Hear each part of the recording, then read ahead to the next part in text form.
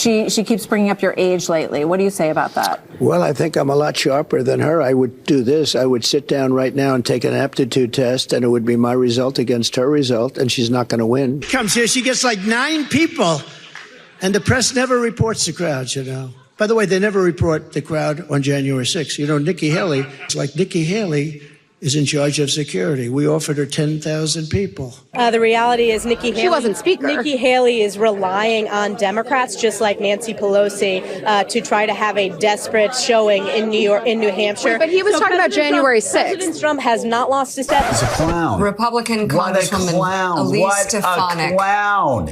He confuses Barack Obama. He thinks he's running against Barack Obama, Elise, and you know it. And if you say anything otherwise, you're lying through your teeth. At this point, we need a cringe Olympics. You know, judges analysing the many which ways that spineless Republicans bend themselves into any shape or form to appease their cult leader. What is it in South Carolina for voters there? What's the priority? Well, in our district, it's the economy and inflation. But in my district, it's about as purple as your blazer. The second issue in line is abortion. And then it's immigration. Immigration is one of those top 3 issues. But women's issues are going to be really important in the 2024 cycle as well. But I also have an obligation to listen to my voters in my district, to listen to the state of South Carolina. And they're saying what? Overwhelmingly, they are with Donald Trump. Honestly, this would be impressive if it wasn't so abhorrent. Just when you thought nobody could top the spinning efforts of Fox News last week, where they tried to credit the current record-breaking stock market to Donald Trump. Real quick, final question on the Dow, S&P 500, U.S. stock market hitting all-time highs today. Second record so far in 2024, if we can pop up the Dow. Maybe setting up for disappointment. On the other hand, Donald Trump has said several times the last few days the stock market's rallying because it's anticipating that he will return to the presidency. Oh! I just thought I'm not. Well, Elise Stefanik said, "Hold my morals," and said this when asked about Trump confusing Nancy Pelosi with Nikki Haley on several occasions. To politics now, and this moment, campaign trail. You know, when she comes here, she gets like 9 people, and the press never reports the crowd, you know. By the way, they never report the crowd on January 6th. You know, Nikki Haley, you know, did you know they destroyed all of the information, all of the evidence, everything, deleted and destroyed all of it, because of lots of things. Like Nikki Haley is in charge of security. We offered her 10,000 people, soldiers, National Guard, whatever they want. They turned it down. They don't want to talk about that. That isn't a mix-up. The reality is Nikki Haley... She wasn't speaker. Nikki Haley is relying on Democrats, just like Nancy Pelosi, to try to have a desperate showing in New Hampshire. But he was talking about January 6th. President Trump has not lost a step. He is a stronger candidate, stronger than he is today, than he was in 2016 and he was in 2020. Compare that to Joe Biden's weakness. Now, if your gut response is, "My God, that is pathetic," then not to worry. MSNBC's Joe Scarborough was way ahead of you and responded the only way one should to such shamelessness. I can't tell you how disappointed I feel every time I see her talk. She's a clown. Republican Congresswoman Elise Stefanik. What a clown. He confuses Barack Obama. He thinks he's running against Barack Obama, Elise, and you know it. And if you say anything otherwise, you're lying through your teeth. He confused Nikki Haley with Nancy Pelosi on January the 6th. And if you say anything else, you're lying through your teeth. Well, for what? He's not going to pick you as vice president. Give up the ghost. Elise Stefanik. Yeah, that was her coming to the defense of Donald Trump. And Elise Stefanik. Yeah. He was so appreciative of Elise Stefanik, the woman. Elise Stefanik. Yeah. Okay. He knows her really well. Right. I mean, he's reportedly considering her for his possible vice president. Yeah. So he praised. He knows Stefanik really, really well, and he's all with it. Stefanik says. Take a listen.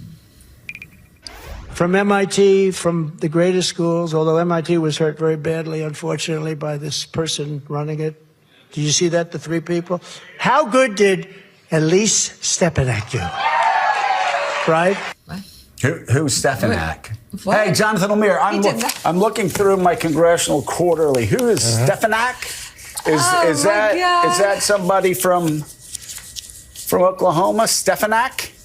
What did he used to... I forget. What did he used to call Kevin McCarthy? He called him my Steve or something? Is that what he did too? Steve McCarthy. Yeah, Steve McCarthy. Stefanik, yeah. But thankfully for the representative from New York, she's not alone this week. There are many of her GOP colleagues on hand to prove that we'll all be willfully ignorant. You have DeSantis days after claiming that useless Republicans who, quote, kiss the ring would be welcomed by Trump with open arms. He cares about. You can be the most worthless Republican in America, but if you kiss the ring, he'll say you're wonderful. You can be the strongest, most dynamic, successful Republican and conservative in America, but if you don't kiss that ring, then he'll try to trash you. You know what? You deserve a nominee that's going to put you first, not himself first.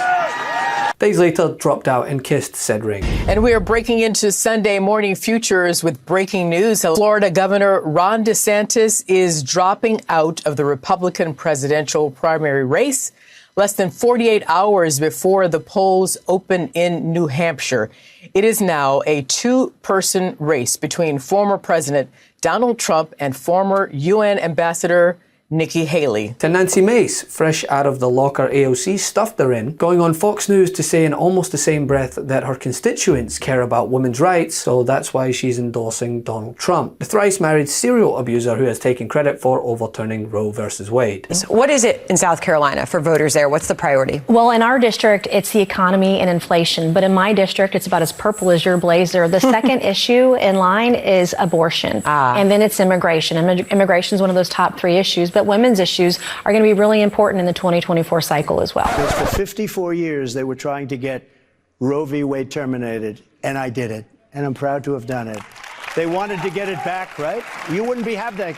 There would be no question. Nobody else was going to get. That is fascinating. Had she been closer in the polls to Donald Trump, or even now, heading into New Hampshire ahead of South Carolina, would you be thinking differently about your support? Well, I think she's run a terrific race, but I've been listening to voters for months and weeks now, and he's getting stronger and stronger. People want the primary to be over, and they want us to move forward because there's a lot at stake for our children and for our nation, even for our allies around the world. Our country and our world is less safe because we have a weak president in the White House, and we had a stronger economy under him. Yes, a complete lie on almost every metric. Trump had an anemic GDP growth, never going over 3% in any year, despite record-breaking spending, tax cuts, deficits, and record low interest rates. Whereas under Joe Biden, we've had the best growth in decades, the most jobs created ever in a 3-year period, the longest period of below 4% unemployment, and record small business formations. If Biden wins, you're going to have a stock market collapse, the likes of which you've never had.